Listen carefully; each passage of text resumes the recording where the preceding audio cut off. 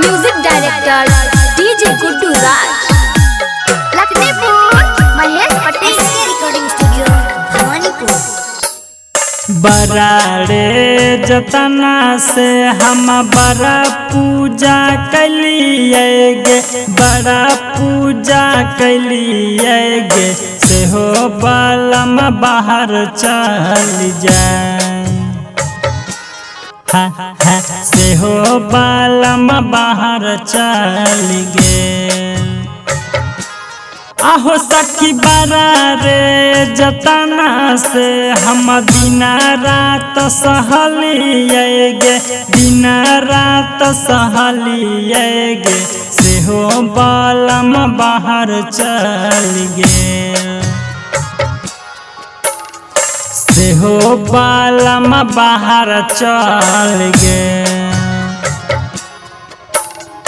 से हो बालम बाहर चल गे।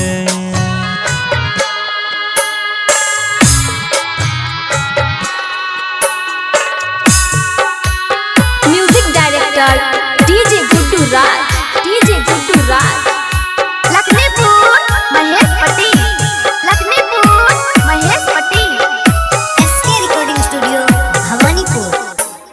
सातो रंग फल फूल से डाली के सजलिए गे, डाली के सजलिए गे, से हो बालम बाहर चल गे।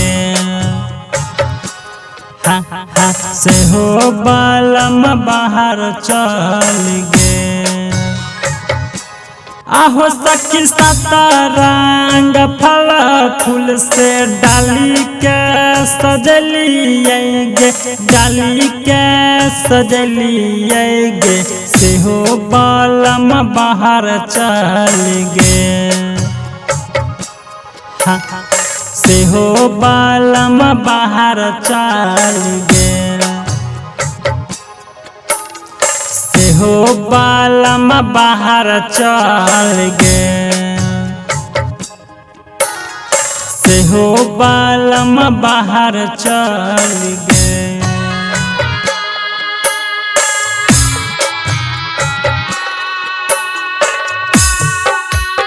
Music director DJ Guddu Raj, DJ Guddu Raj, Lakhanpur Mahesh Patel, Lakhanpur Mahesh Patel. Writer दीवाना सोडी लिख रहे जाने जाने, राजा गाय रे कानी कानी, देहो माई तनी का ध्यान। देह माई तनी का ध्यान। आहो सखी साले साल पूजा करे है हम बलमा जी के, पूजा करे री है बहु बलम बाहर चल गे। से हो बालम बाहर चल गे।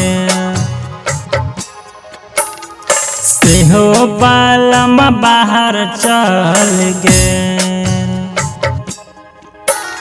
से हो बालम बाहर चल गे।